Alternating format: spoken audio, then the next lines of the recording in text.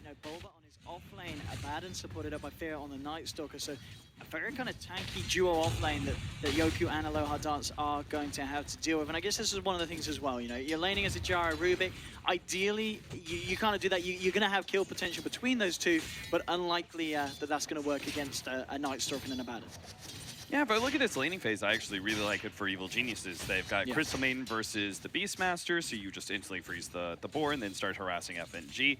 I like this aggro dual lane and top lane, and then Sumail, he's not going to be doing bad against a Dragon Knight. Dragon Knight is looked at as probably one of the better heroes versus Puck just because he's super tanky going mid-game, but in the laning phase itself, it's fine for a Puck. You're just going to get a decent amount of farm out of this. So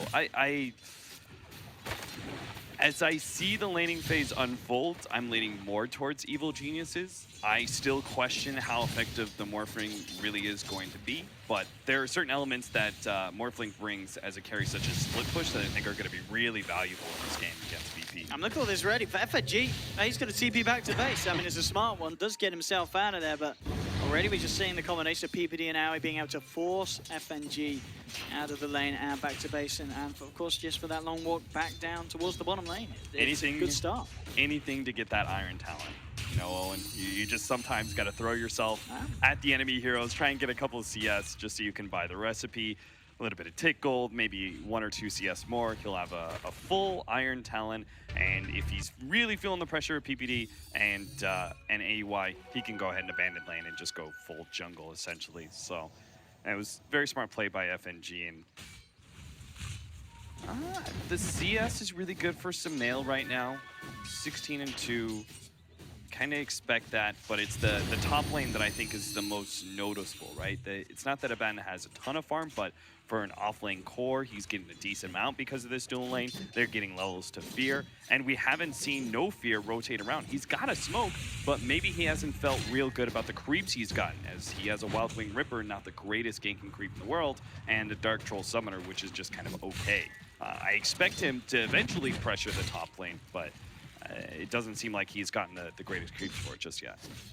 Absolutely. I think as well, coming into that top lane, if they do add a Chen into the mix, you feel that VP would have a good chance of taking down one of these two? Not still hard. I know. I still don't think it's real good, just because of the fact that, here's the thing, Bulba's going to position himself pretty far forward, but Fear is going to be the one who intercepts the gank. But Bulba can just turn, it's one of the few offlane cores that can help out the support in this situation. If he gets the right time to Photic Shield, the fight might just be over from there. Actually, look at this. They're going on to Fear. Bulba actually shielding himself on this one. So Fear, he's not going to have the help necessarily. Bulba's trying to walk in. Fear, he has got those boots. It looks like actually the movement speed might be just enough. Yoku, he's got boots as well. Then with the slow from Chen, Rocket Barrage, this looks to be first blood. And Yoku will be very, very happy to claim that. So yeah, that time around, just the two of them on the off lane of EG getting pulled apart, and they, the side of VP chase down and find themselves first blood. Yeah, in a way that was actually Yoku, kind of an intelligent movement by him. He ran at the Abaddon, right? Instead of just running over and like, oh, let's kill, let's go for that Night Stalker, let's go. He ran at the Abaddon and forced Bulba in a way, but just by being close proximity. He didn't even have the Rocket Barrage going. Just by close proximity, had Bulba use the Aphotic Shield on himself because he was playing a little scared. If he throws the Aphotic Shield over to Fear, then at that point in time, Jarkov's like, all right, I'll just run down Bulba. So it was a very intelligent play by Yoku that kind of forced that, but still, it created a lot of space. Bulba, I think, was just, okay, I'll farm it. Mid lane, Sumail dropping the coil. He's got the back of a Fear and PPD, and they will find this one. They will just about do it, and yeah, Fear's going to get the last touch. So nice gank there, and nice usage of that Dream Coil pretty much as soon as Sumail hits that level 6 and gets it available. Yeah, it was also kind of nice that Fear did get sent back to base. And is able to then from there be off map and go wherever he wants with this first nighttime rotation. Let's see what he finds. Lowadance going to keep coming around on the low ground, and Fear he's going to be able to shut him off, but with PPD's help, a Lowadance, this man's in a lot of trouble. He'll try and hold them back with the telekinesis. Here we go with the Void Slow. Fear, PPD chasing down, Bulba joining the fight as well, and he'll take it. Bulba says thanks for that one. He's like, I gotta get my phase boots, guys. And this is really how offlane Abaddon puts pressure, because once you get level 6 and phase boots, you can actually start challenging any support that's near, and even sometimes the core in lane. I doubt he's gonna be able to challenge Gyrocopter just because it's a super dangerous hero early on, but he's still going to have a continual presence And if Yoku ever rotates out of lane, which is something that's really essential for gyrocopters. You remember like CDC, the playstyle that they had, where they would always rotate gyrocopter out of lane and invade the enemy like safe lane? It still hasn't changed that much. People still constantly use gyrocopter in that regard. To be able to get some early team fights or early pressure. PPD still hanging in the jungle. He may be about to feel the wrath of this smoke. Actually, no, not quite going to get into range. Now it's going to dispel on Aloha Dance, and they have got this ward here, so EG know what's up, and the smoke effectively going to be useless here for VP, unable to achieve anything. So having the continual presence of both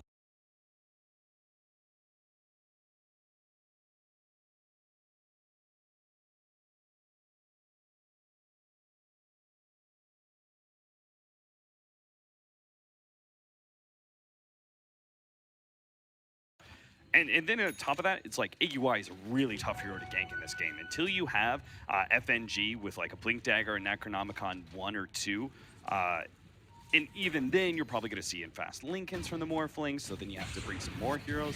I almost think that this is one of those games, I encourage it last time we saw G with a tempo controlling kind of mid, a Shadowblade for him, just so he can set up these ganks. It's really great versus Puck. It's a potential way to catch out the Morphling when he's split pushing as well.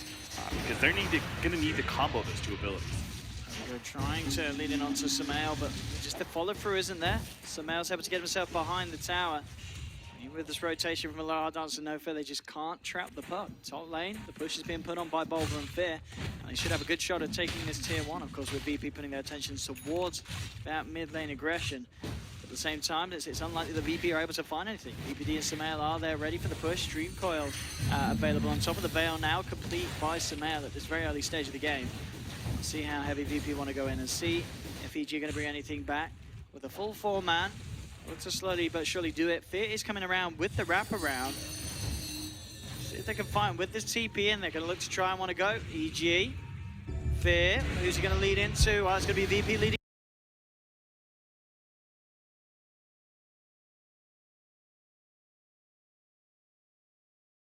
She's going to find anything more. G and Yoke already backing up behind the tower. No Fear's out of there as well.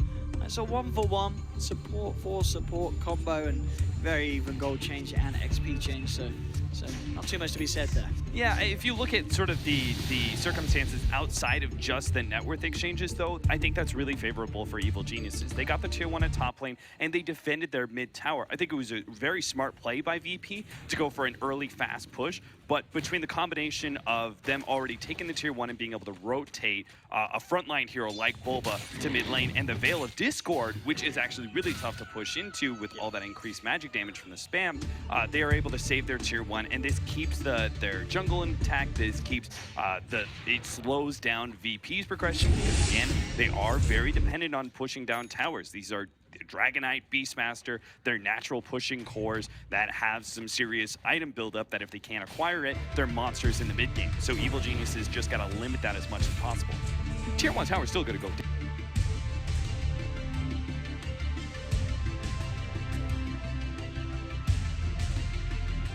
Talking about slowing down, there's a couple of people on the map that haven't been slowed down at all. Look at Aoi at the moment, 4.6k net worth, his CS 77.